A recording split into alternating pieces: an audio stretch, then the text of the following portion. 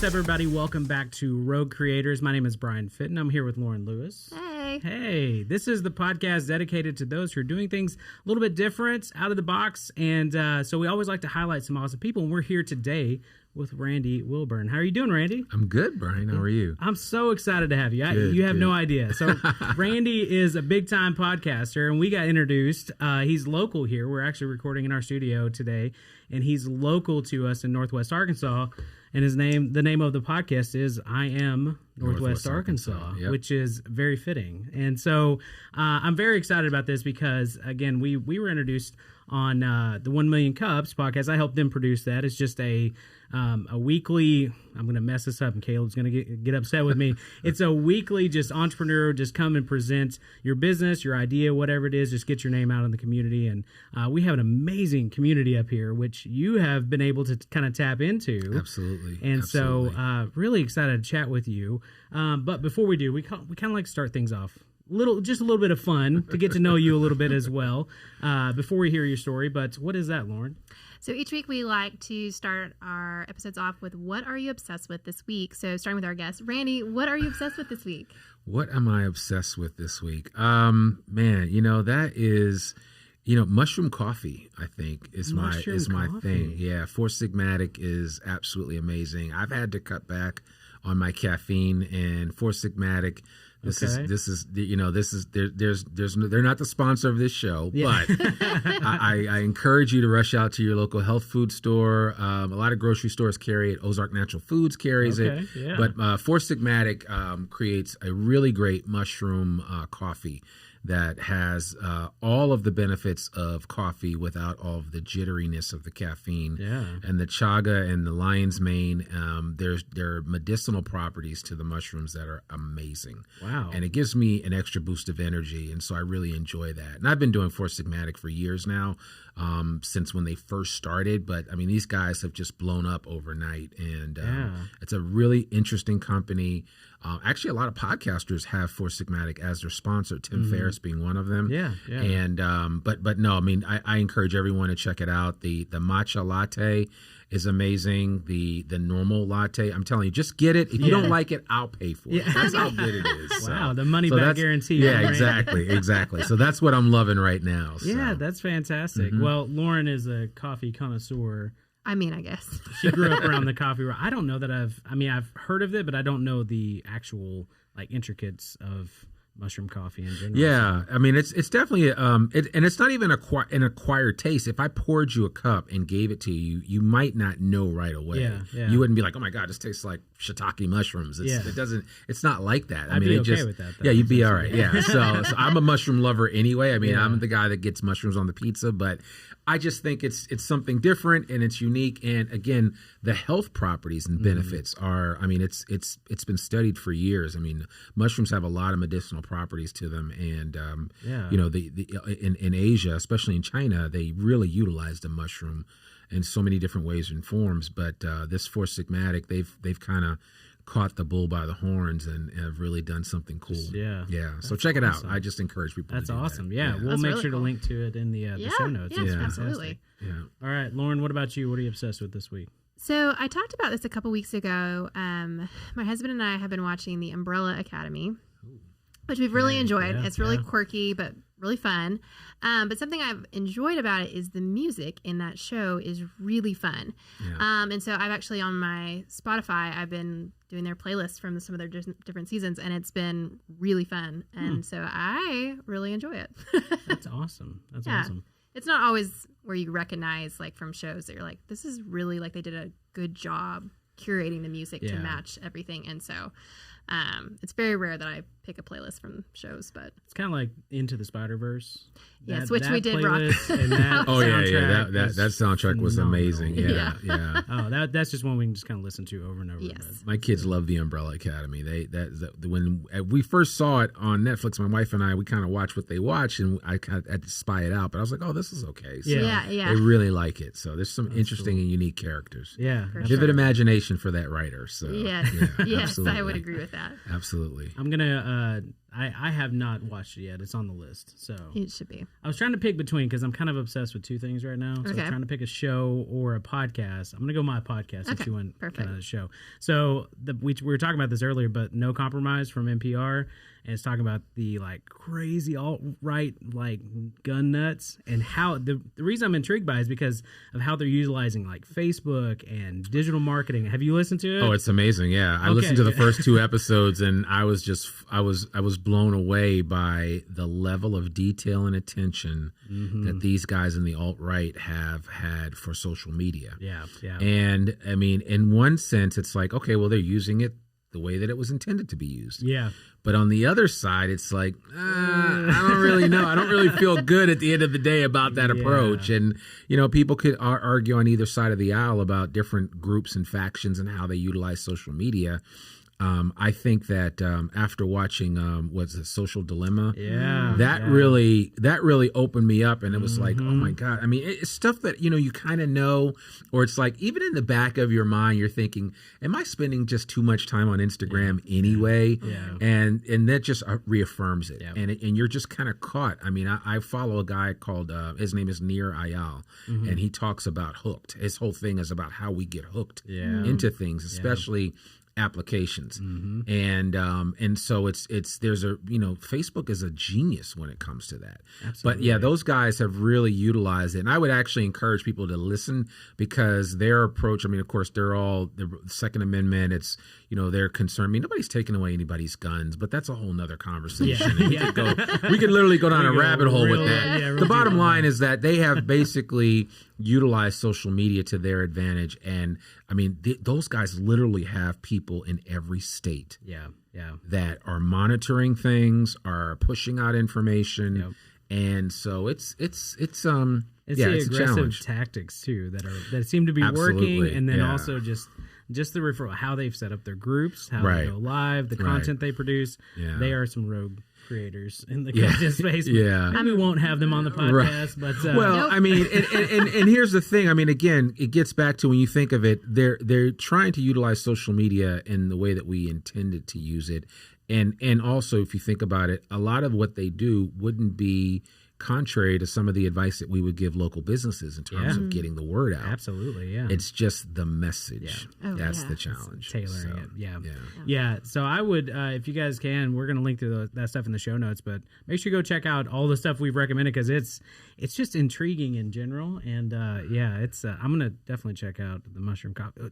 Say the name of the company. Four Sigmatic. FOUR Sigmatic. Yeah, it's really good. We'll make sure we're always trying to. We're almost out of coffee. So there you go. Get some and check it out. And Ozark Natural Foods has it, so we may just swing by. Yes, please visit the new location on North College, right there at the corner of North College and Lafayette. It's absolutely gorgeous. I mean, the space is amazing. It's if I sound like a shill, it's because I'm actually on the board, so I'm not going to lie.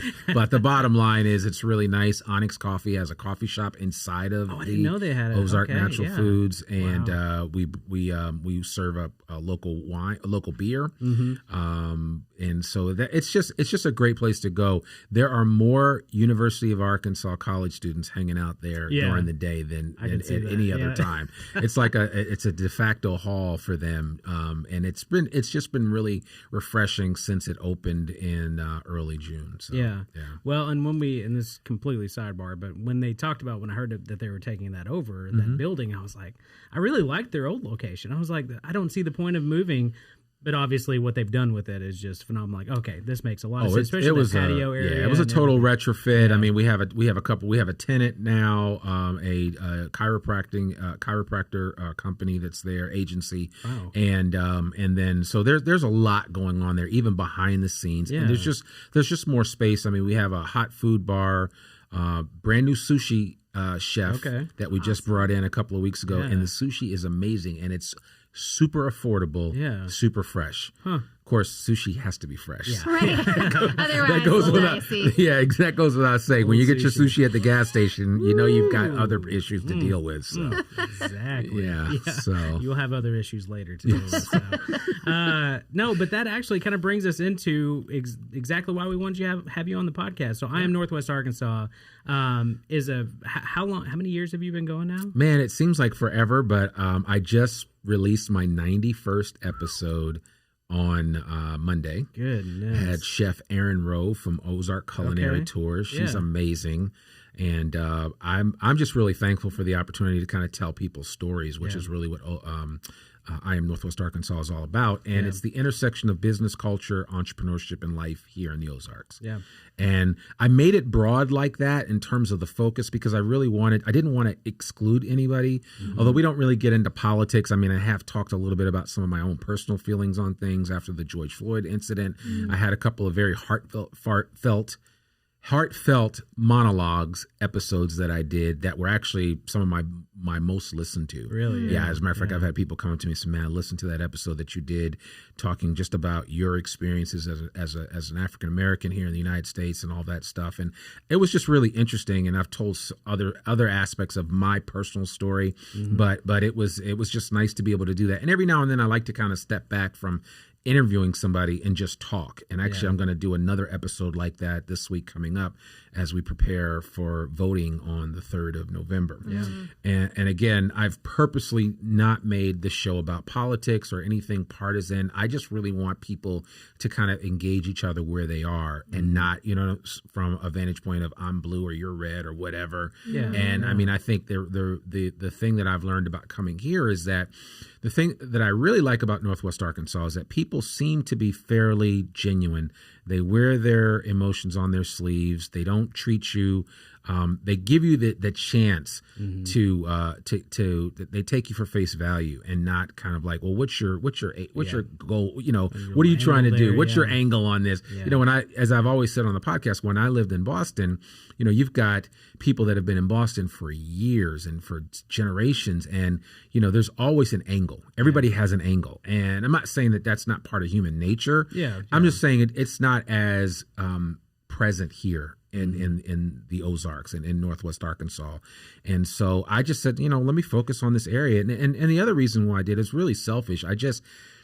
When I first came here, I came here because I was an owner of a company, a company I used to be an owner of. I relocated here to work with. And it's been around for over 32 years now. They're still in business. I don't work there any longer, but I do consult with them. And it's a management consulting firm that serves the design industry. And what I realized when I left there was that I didn't really know anybody here in Northwest Arkansas. And my running joke is I knew more people at XNA than I did anywhere else. I knew the gate agents. They all knew me. Hey, Randy, where are you going this week? And I'm like, I'm going somewhere. I was flying all the time. So I took the podcast and I said, well, let me do something that I like doing anyway, because I've been doing podcasting since 2008. So kind of like an old head with that. Yeah. So I've been doing it for quite some time in some way, shape, or form. But yeah, so I've got a number of episodes under my belt. I know I don't look it, but I've been doing it for a minute. But yeah, I just said, what, let me do this and kind of tell other people's stories. And then I said, it'll give me a chance to meet some people. So one of my good friends, Mark Zweig, who I always give a shout out to, because he's the reason why I'm in Northwest Arkansas. He introduced me to a number of people. And then I knew like a couple of folks, but I really knew him. So he was my gatekeeper or conduit to a lot of interesting folks. And then I interviewed a few people. So I interviewed Gary Head, who started Signature Bank, used to work with McElroy, which is now Arvest. And Gary cut his teeth in banking under the Waltons and kind of expanded it and really opened up a beautiful bank that now has locations in all the major cities in Northwest Arkansas. And no plug for them, but I'm just saying Gary's a good guy. He knows a lot of people. So I interviewed him, and then he introduced me to other people. So it's kind of taken on a life of its own. And almost everyone that I've interviewed has said, you need to talk to this person, or you need to talk to that person, or I'm going to introduce you to this person. So, I mean, you name it. That's just how it's worked. And I've worked with a couple people, and I always like to give them shout outs. Karen Wagaman, who's with the Rogers Lowell Chamber of Commerce. Karen's amazing. She knows everybody. She hasn't been here that long either, but she is a natural connector. Yeah. And Karen has referred several people to me that have ultimately ended up on the podcast. Yeah. And so I'm just thankful for those kind of relationships. And that's when I tell people like, well, why are you staying in Arkansas? You're no longer at SWI Group. And I'm like, I like it here. My kids are young. I want them to grow up in one place for a while because we've moved around a little bit.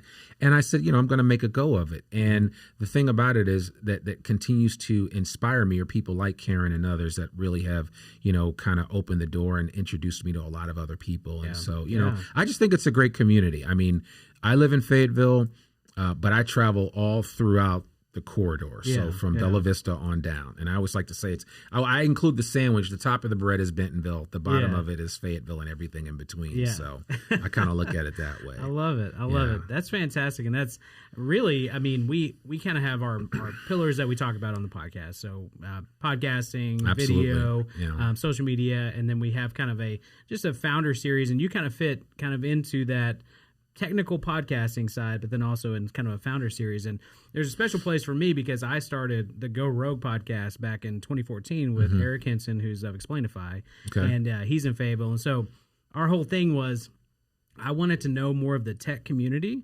I wasn't in that tech community, but it was like there's so many things happening. I was like, I want to meet these people and just be around them, right?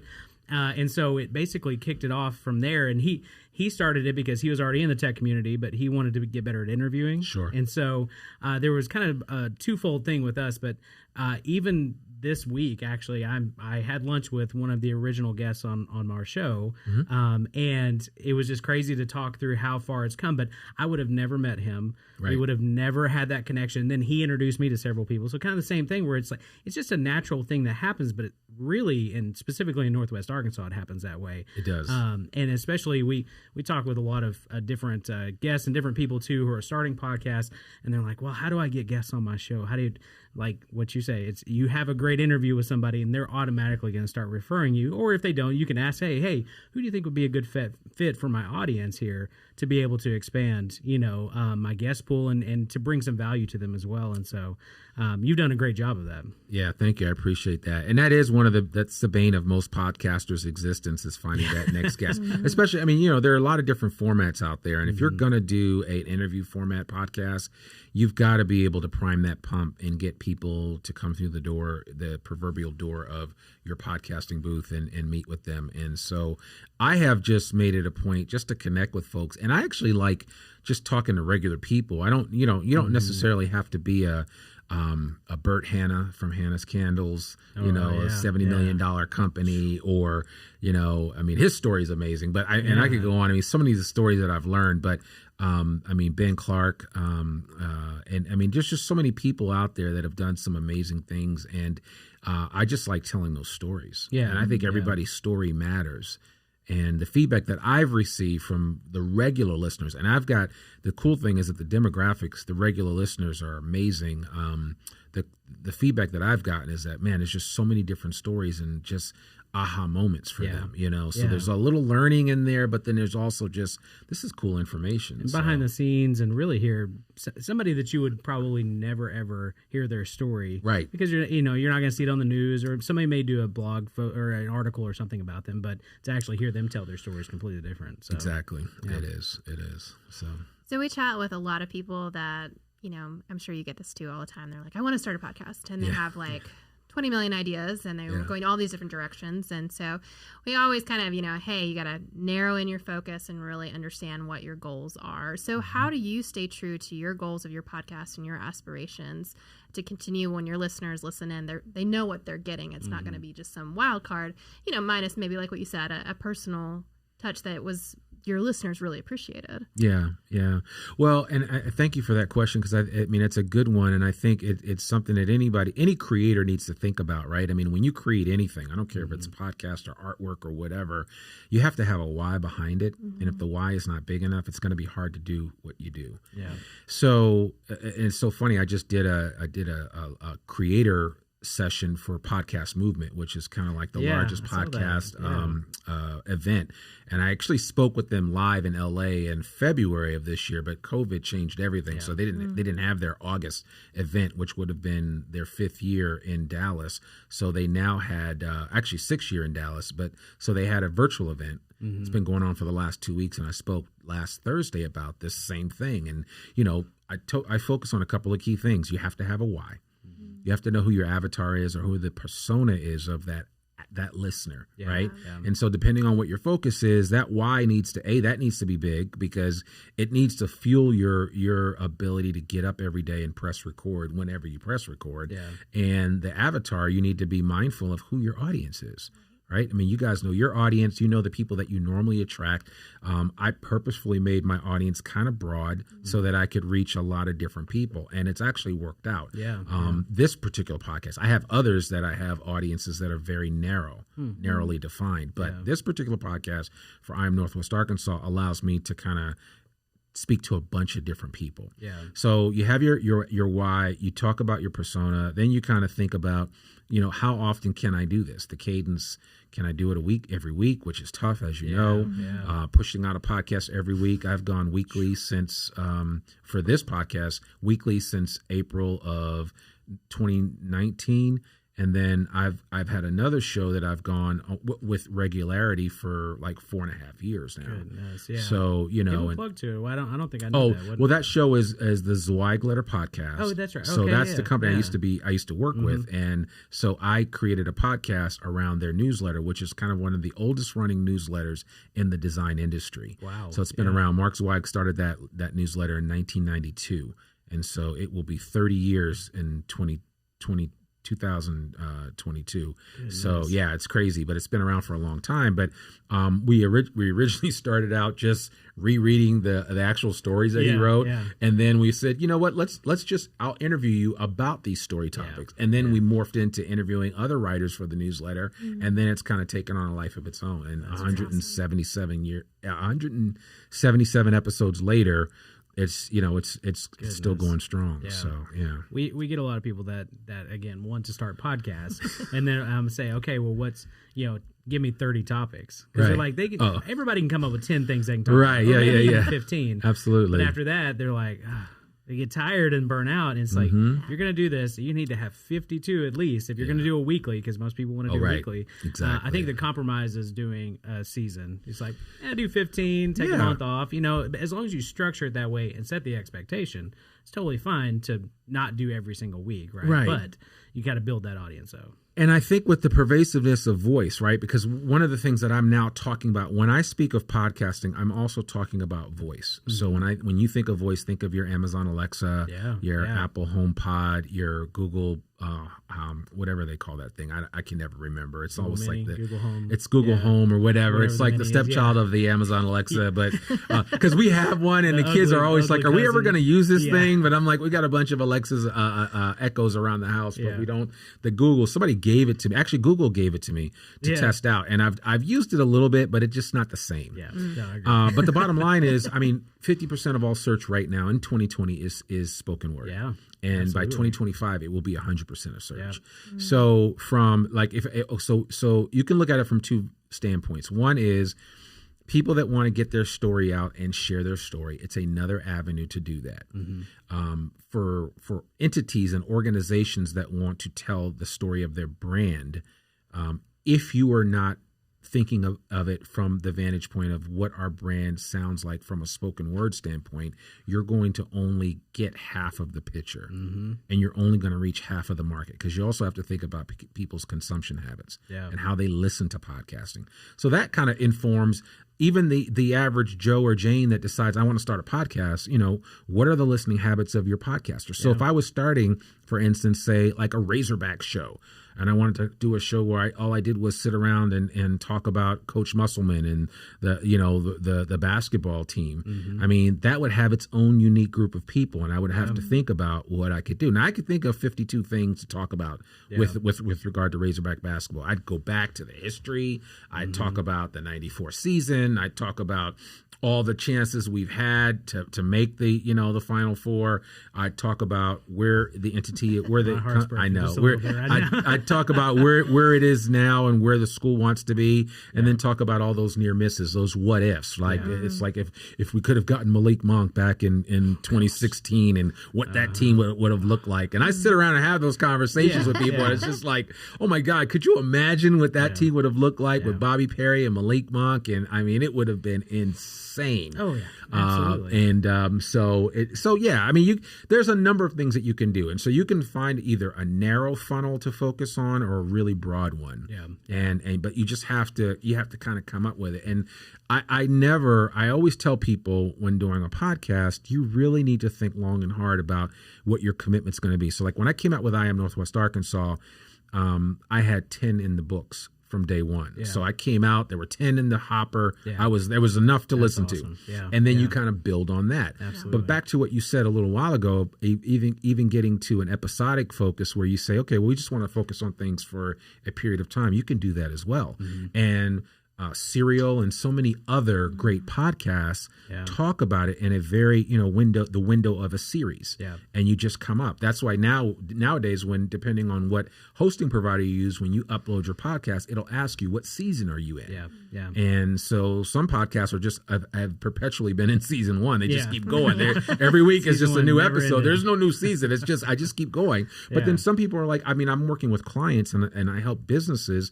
And I say a lot of times, just so you can get your arms around it, it's probably better for you to focus on, let me tell a story, or what's the arc of it? Kind of like the same way a showrunner would work on a show on TV, right? So you got a show, it's 21 minutes. We know that. We're going to do 22 episodes, and this is what it's going to be. And it's done. Beginning, middle, end. But so that's that. I think you have to think about all those things. So I love that too. And anytime we work with somebody, it's always like, I want 1 million downloads. It's like your niche. There's not 1 million people in that niche, let alone So it's setting that expectation. Yeah, it is so funny when I talk to people. I mean, Pat Flynn's a good friend of mine. I mean, Pat Flynn's had. I don't know. I can't even keep up with the number of downloads he's had, but he doesn't even focus on that anymore. And I think the thing about it is that if I told you the number of shows that are out there that are pretty popular, and then downloads they have, they aren't download rich the way that we think they are. I know Aaron Mankey from Lore and Cabinet of Curiosities. Aaron's a great guy. He ended up, and that was the other thing. I mean, you never intriguing, just a different type of show that you never would have thought. Totally. And I mean, my kids love Lore. It's one of the few podcasts that I let them listen to. And there's some really dark stories in there, but it's so historically accurate. And Cabinet of Curiosities is just like a snack. A Lore snack. You haven't heard that? Oh, you got to check it out. It's like 10 minutes, and you're in and you're out. Yeah, so it's like it's like a mini Lore. And he's a genius when it comes to that. Now he's got another program he's created, but Lore he took to Amazon. Amazon bought the rights to it, and then they produced a show, and now they've done either 1 or 2 seasons of it. So I mean, the potential is endless in terms of what could happen with a podcast. But again, back to that initial person who are the people that listen to your podcast and get encouragement about thinking about starting it, or watch you guys and say, I want to do what Brian and Lauren are doing. You've got to take into consideration that you've got to do a couple of things that we just talked about, which is, know your why. You have to have a big enough reason for why you're doing it, not just because everybody else is doing it. Who your audience is. And I think you also just have to be willing to press record. See, like I'm excited. I'm always excited about doing a new podcast episode. So, I mean, I'll probably do 3 or 4 this week, and every week I do several, but it's just exciting for me. And so it's always something new, a new adventure. And even today, as I was thinking, I got the list of questions that you guys had, potential questions, or kind of like the focus of the conversation. But I was like, oh, okay. So I was always, in my mind, I was saying, I'm interested to see where this conversation is going to go. Yeah, well, with me, you never can tell. I get going to something, and I'm like, all right, we're going to go down this completely different path. No. But that's part of the conversational podcast that we have, and and that's what we've kind of landed on, and we enjoy as well. And we have listeners, too, that every single week they'll DM us and be like, hey, I learned this and this and this. And I'm like, I'm just impressed that you got to the end of that, especially all my ramblings, Right. But it's great stuff. It really is, and it's a lot of fun. So, again, working with some of our clients, they're starting out with podcasts. One of their number one questions, which I totally understand. They're like, my podcast is out. How do I get the word out and how do I grow my audience? Yeah. Which is totally legit, especially as many podcasts as there are. There's still people that are like, what? Like, where do I find it? And I'm like, what? Yeah. Well, so how do you grow your audience? So I grow my audience organically. Right. It's a lot of it is word of mouth. Sure. I mean, you may not hit on all cylinders like something like Serial did, where it really kind of took off. Right. At the onset, when the first round of Serial started, people were like, "Oh, I'm going to listen to this because it's okay," and then it just took on a life of its own, and now people just listen to the programs that come out of that production shop, and they put really good stuff out. And so I think that's the thing you have to think about is the content going to be something that's going to keep people coming back for more. So you have to spend some time kind of thinking about that. But I tell people not to obsess about it, not to obsess about the numbers or anything. If you do something that you really enjoy, you will find an audience for it. And I really wasn't sure. I mean, to be honest with you, I was not sure what I Am Northwest Arkansas was going to do. Here's what I did know.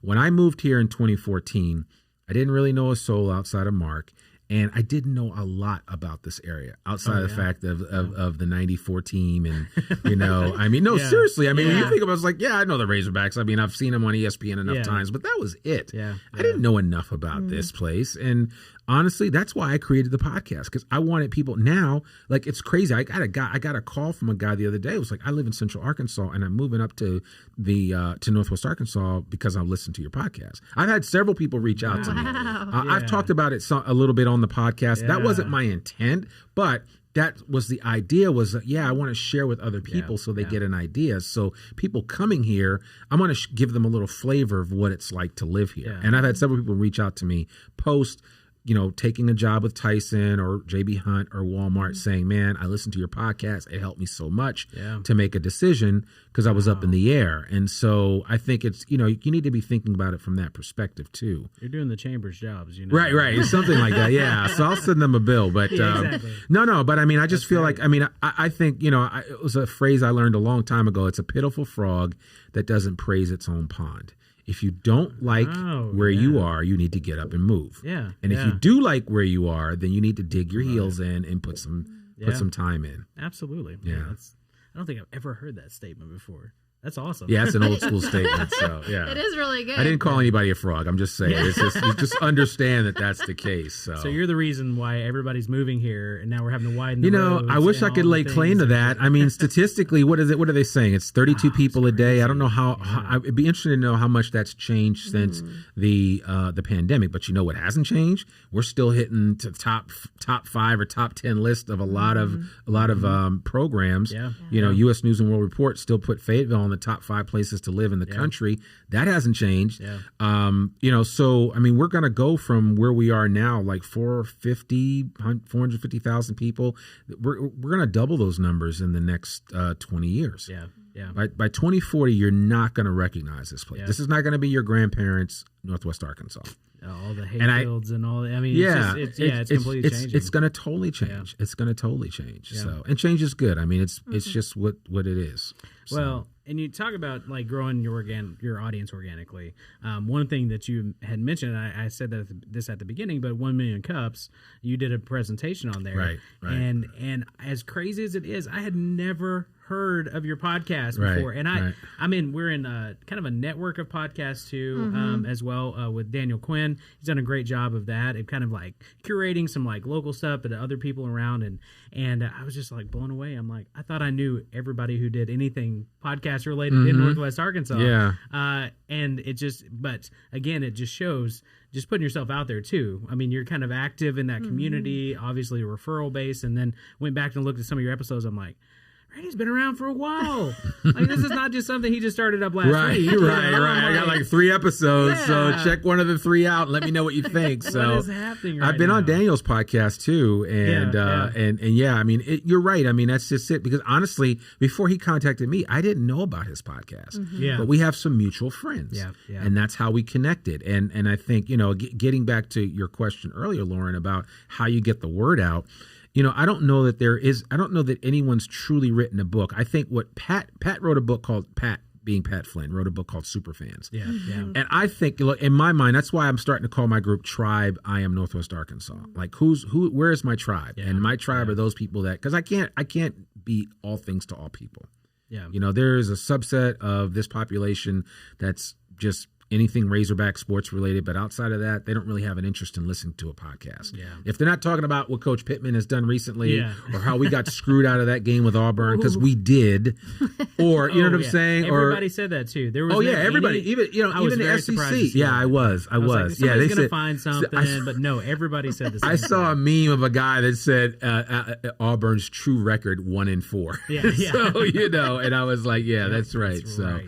That's but yeah, no, I think you have to just kind of get out there like that and focus on the people that you can focus on. You're never, I don't care who you are, your podcast is never going to be all things to all people. Yeah. It's not going to resonate with everyone. It should, but no, it Yeah, shouldn't. yeah. But it should resonate with those. Like so what you're doing, you know, resonates with me because I'm kind of a geeky gear guy, and I like talking about that Yeah, kind of stuff. yeah. And when we came in here, I started talking about the mics that you're using because yeah. folks, he's using some high profile mics, the Shure SM7Bs, and I mean these are the prototypical mics. These are the mics that are used on NPR. I mean Terry Gross, anybody that does anything with I always heard audio. people were like, "Oh, I saw those on Joe Rogan, And I'm right? like, Yeah, those oh, are the yeah, Joe I guess he Rogan does mics. have- Yeah, absolutely. Yeah, these are the best of the best, but they're not cheap, and so you don't start off with these.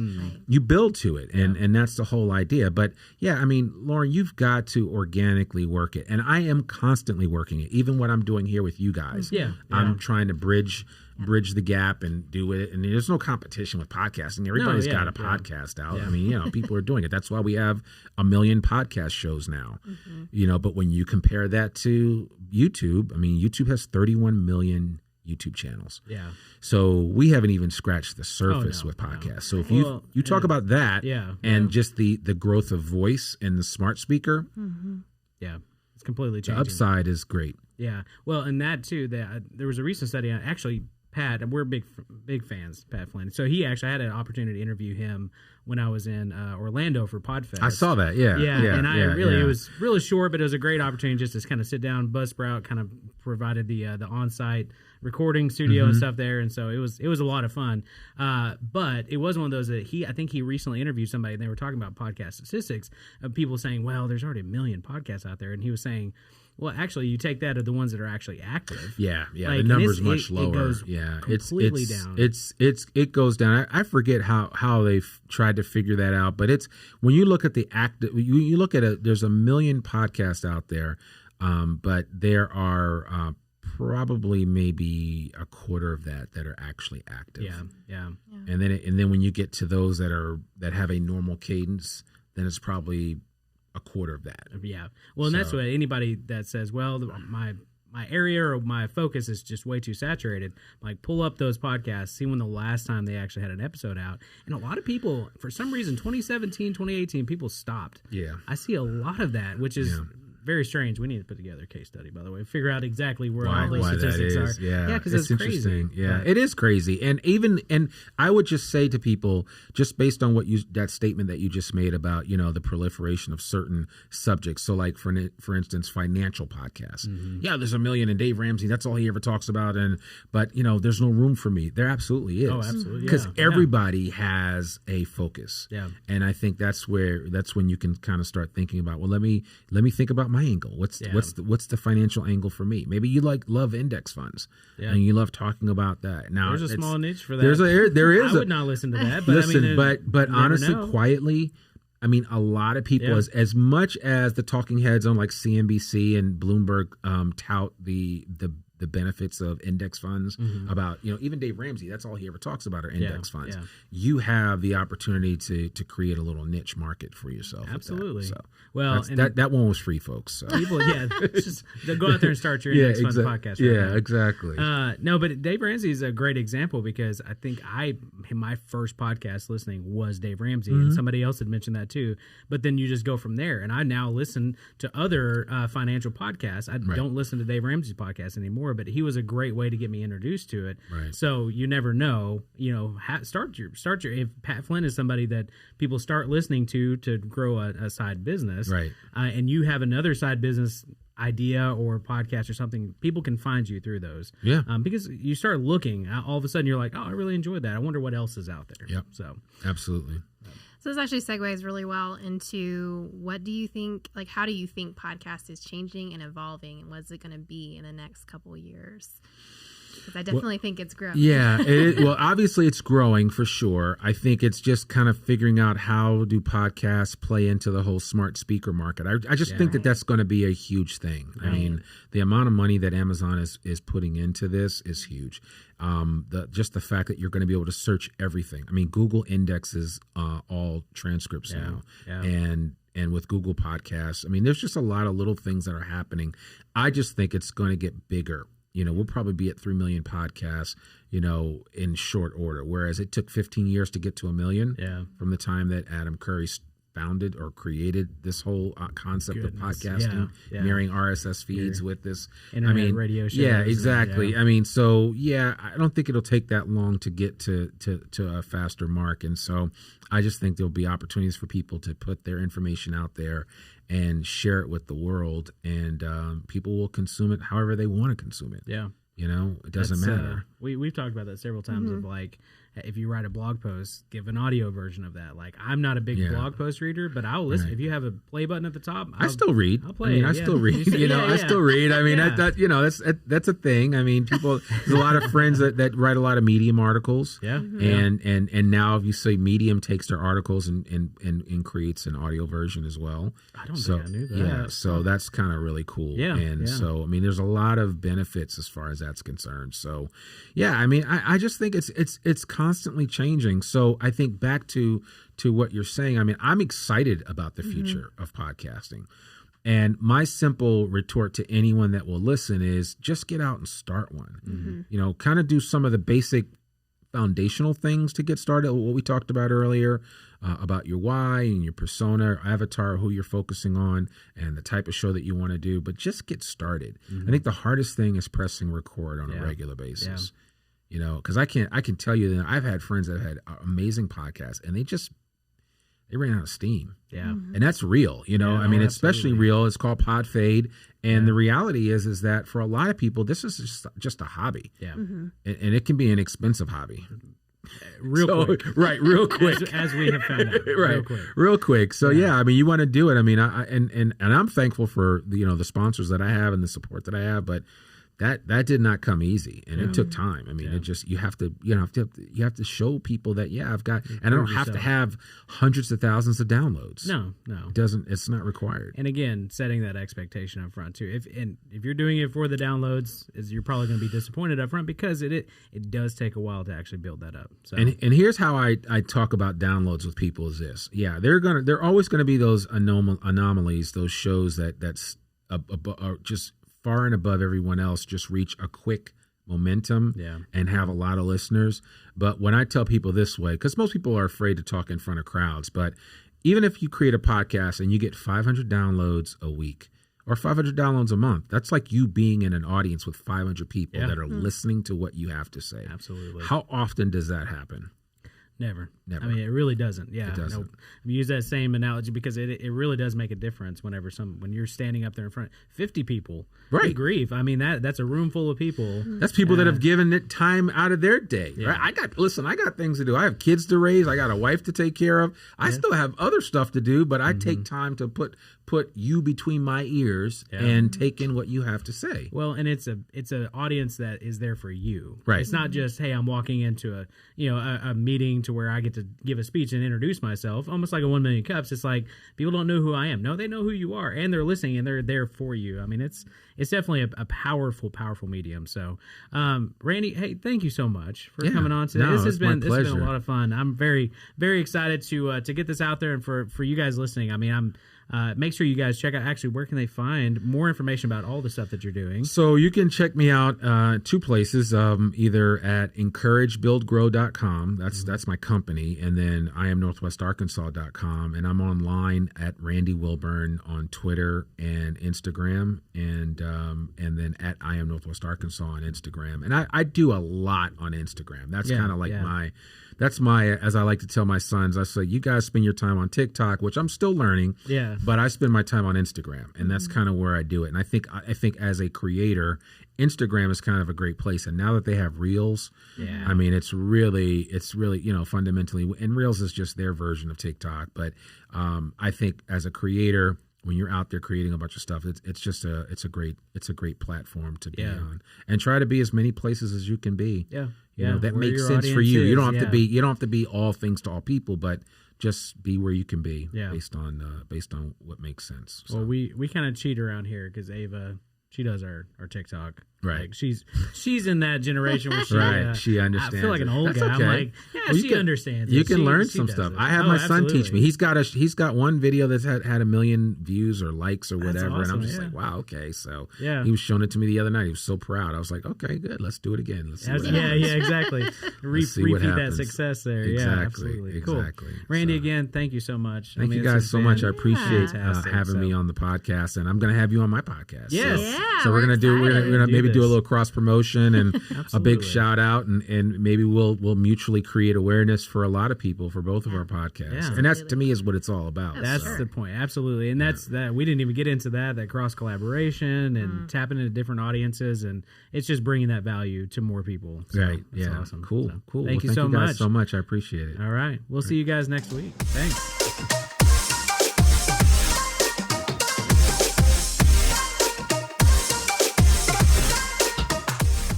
So we do kind of a rapid fire at the end that we kind of add in. Track.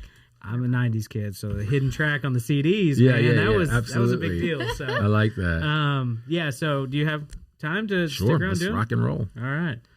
Rapid fire, Lauren? Yes. Let's do this. All right. What makes you laugh no matter what?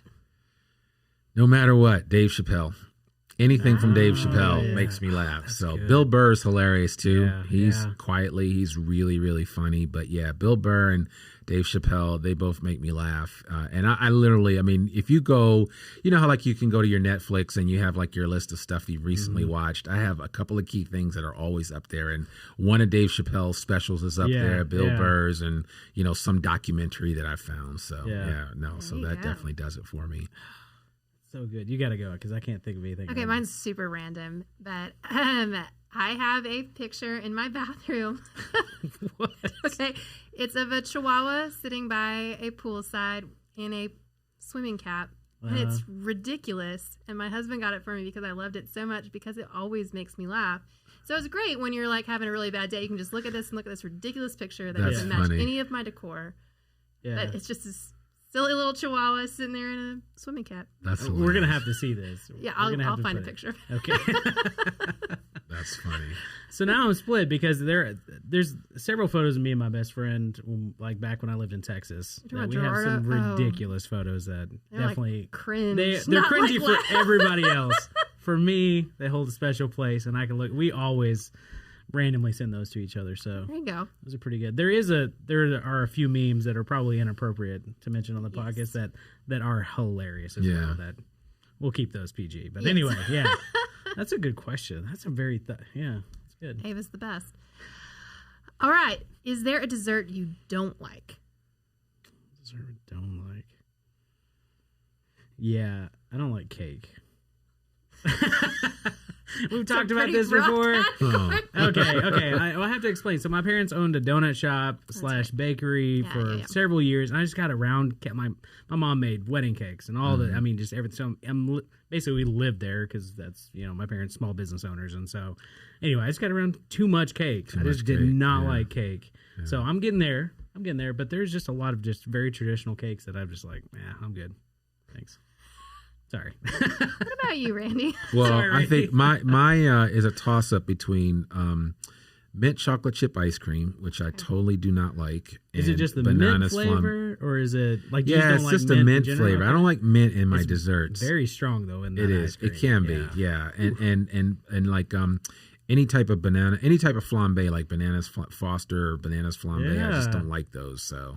Yeah, too much. Anything with alcohol in it for dessert. I cannot stand Bailey's, like rum cake and things like that. Well, you don't like cake anyway, so there you go. Rum There's too. a double. Like, oh my gosh! Yeah. What about you, Lauren? I had it, and then So I don't know if this counts as a dessert, but we'll just go with it. S'mores. I don't like marshmallows, and s'mores are sticky. They're not, to me, they're just a lot of work for not a great taste. You do have to work a lot for them.